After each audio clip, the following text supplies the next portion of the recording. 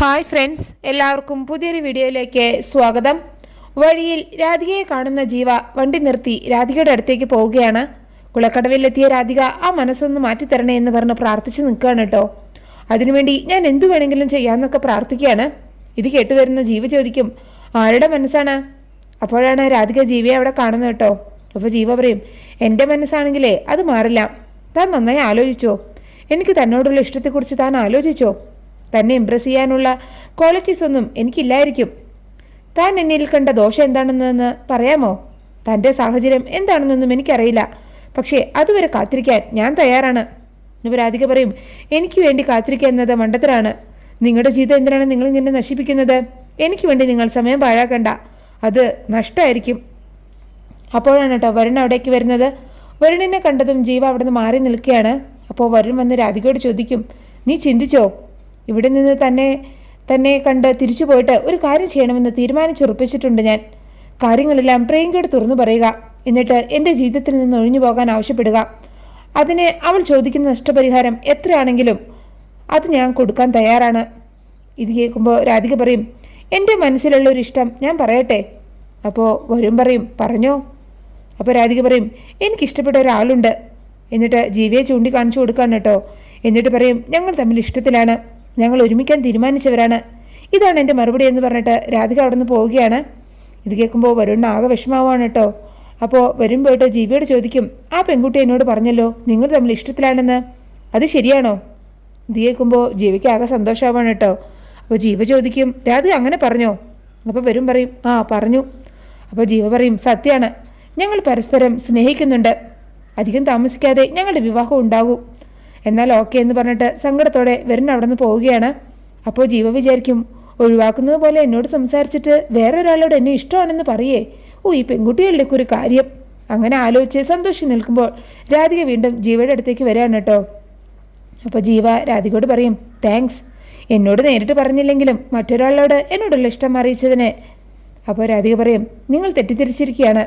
നിങ്ങൾ പറഞ്ഞ അതേ കാര്യമാണ് അയാൾ എന്നോട് വന്ന് പറഞ്ഞത്, എന്നെ ഇഷ്ടമാണെന്ന്. അയാൾ ഒഴിവാക്കാൻ പെട്ടെന്ന് ഒരു വഴിയും എൻ്റെ മുമ്പിലുണ്ടായിരുന്നില്ല.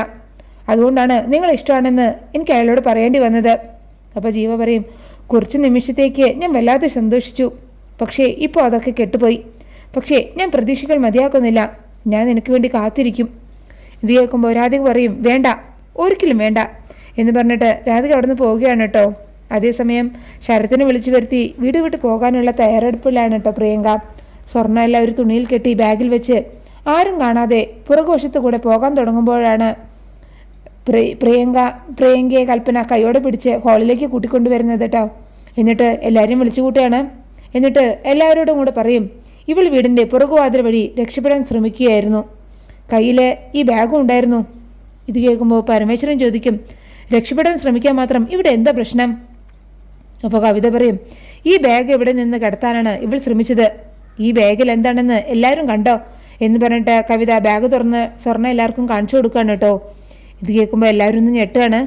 അപ്പോൾ മുത്തശ്ശിയും യശോദയൊക്കെ ചോദിക്കും, മുത്തശ്ശിയും വരുണിൻ്റെ അമ്മയൊക്കെ ചോദിക്കും, കാര്യം എന്താണെന്ന് പറ മോളെ, എന്താണ് ഇതിൻ്റെയൊക്കെ അർത്ഥം? അപ്പോൾ പരമേശ്വരൻ പറയും, സ്വത്തായിരുന്നു മോളുടെ ആവശ്യമെങ്കിൽ നേരായ വഴിക്ക് ചോദിച്ചാൽ മതിയായിരുന്നില്ലേ? എത്ര വേണമെങ്കിലും ഞാൻ സന്മനസ്സോട് തരുമായിരുന്നല്ലോ. വിശ്വാസവഞ്ചന കാണിച്ചവരോട് ക്ഷമിച്ച ചരിത്രം ഈ കണിമംഗലം പരമേശ്വരനില്ല. എന്തായിരുന്നോടെ നിന്റെ ഉദ്ദേശം? നീ അത് പറ. ഇത് കേൾക്കുമ്പോൾ പ്രിയങ്ക പറയും, ഈ ചോദ്യം എന്നോടല്ല, സ്വന്തം മോനോടാണ് അച്ഛൻ ചോദിക്കേണ്ടത്. എന്നോടൊപ്പം ജീവിക്കാൻ പറ്റില്ല എന്ന് പറഞ്ഞ് എന്നെ ഇനി ആവശ്യമില്ല എന്നും വരുൺ എന്നോട് പറഞ്ഞു. കൂലിയായിട്ട് എനിക്ക് തന്നതാണ് ഇതൊക്കെ. അച്ഛൻ്റെ മകൻ കാണിച്ചത് ഇതാണ്. എൻ്റെ ജീവിതം തകർത്തത് അച്ഛൻ്റെ മോനാണ്. എൻ്റെ സ്വപ്നങ്ങൾ ഇല്ലാതാക്കിയത് അച്ഛൻ്റെ മോനാണ്. വരുണിന് ഞാൻ ഇവിടെ വേറൊരു വാടകക്കാരിയാണ്. ഇതൊക്കെ കേട്ട് വിഷമം താങ്ങാനാവാതെ പരമേശ്വരൻ നെഞ്ചുവേദന കാരണം കൊഴിഞ്ഞു വീഴാണ് കേട്ടോ. അങ്ങനെയാണ് എപ്പിസോഡ് അവസാനിക്കുന്നത്. പിന്നെ നാളത്തെ പ്രൊമോയിൽ കാണിക്കുന്നത് വരുൺ രാധിക പറഞ്ഞതെല്ലാം ഓർത്ത് ഒരു കടൽ തീരത്തിരിക്കുകയാണ്. അപ്പോഴാണ് പത്മിനി വരുണിനെ ഫോൺ വിളിക്കുന്നത് കേട്ടോ. പത്മിനി വിളിക്കുന്നത് ഹോസ്പിറ്റലിൽ നിന്നാണ്. പരമേശ്വരനുണ്ടായ അപകടത്തെക്കുറിച്ച് പറയാനാണ് കേട്ടോ പത്മിനി വിളിച്ചത്. അപ്പോൾ പത്മിനി ചോദിക്കും, നീ എവിടെയാണ്?